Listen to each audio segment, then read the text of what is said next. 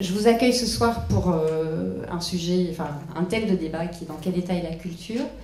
Je vais rappeler les règles d'intervention, parce que je les rappelle à chaque fois. Le public et certains d'entre vous sont habitués, mais, et certains du public aussi, mais pas tous. Donc c'est un premier temps de parole de 4 minutes d'intervention. Vous en sortirez très bien, c'est un format radio. Et ensuite, c'est un débat avec la salle. Ou entre intervenants s'il n'y a pas de questions et qu'ils dorment tous, mais là ils n'ont pas l'air endormis, et jusqu'à 20h30. Donc en fait, quand on a fait dans quel état est la culture, on a hésité entre deux approches du titre, dans quel état est la culture et état culturel ou culture d'état. Je sais parce que ici il y a un certain nombre d'auteurs et puis c'est quand même communément répandu que sous l'ère Sarko, la politique culturelle a complètement disparu.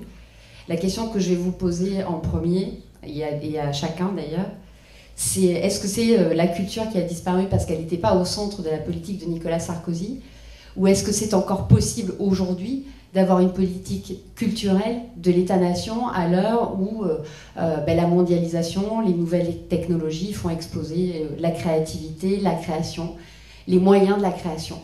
Donc est-ce qu'on peut encore avoir une culture poussée par l'État qui repose sur une politique culturelle?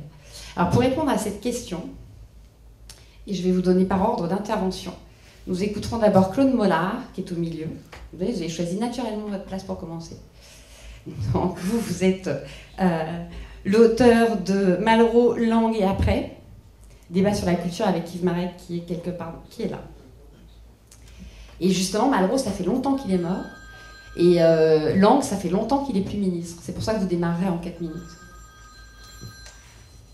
Ensuite, nous entendrons... C'était déjà plein. Non, mais je vais faire comme au cinéma. Merci d'éteindre votre téléphone portable, sinon je vous les supprime et je les donne à ma fille. Nous écouterons ensuite Alain Avila, qui est directeur de la revue Area, que tout le monde ne connaît pas, mais qui est une... revue sur un peu les arts graphiques au sens large du terme, mais qui est surtout un espace galeriste sur le même type de sujet. Ensuite, Monsieur Martel. Donc, nous avons apporté comme ouvrage Malraux, Langue, la culture et après, de Claude Mollart. Vous, on n'a pas trouvé le sarkozysme culturel, à mon avis, soit il est en rupture de stock. Donc, le livre qui est en vente, c'est Mainstream. Donc, mais vous avez écrit sur le sarkozysme culturel, donc comme manifestement vous n'avez pas que psychoté sur Carla Bruni, je pense que vous aurez des choses à nous dire. Ensuite, Pierre Lescure, qui est directeur du Théâtre Marigny, que je ne présente plus, vu que tout le monde le connaît, mais qui est journaliste communiste reconverti, ou mal reconverti, fils de communiste. Pardon, Pierre. Mais qui est surtout un homme de télé, donc qui pourra nous parler de cette rupture ou de cette difficulté entre culture et nouvelles technologies.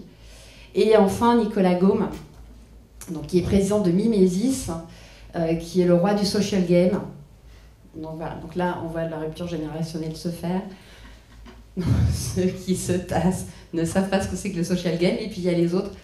Et qui est aussi un nouvel espace culturel ou de création culturelle, mais un peu vu comme un espace économique plus qu'un espace culturel peut-être. Enfin, je dirais le contraire tout à l'heure.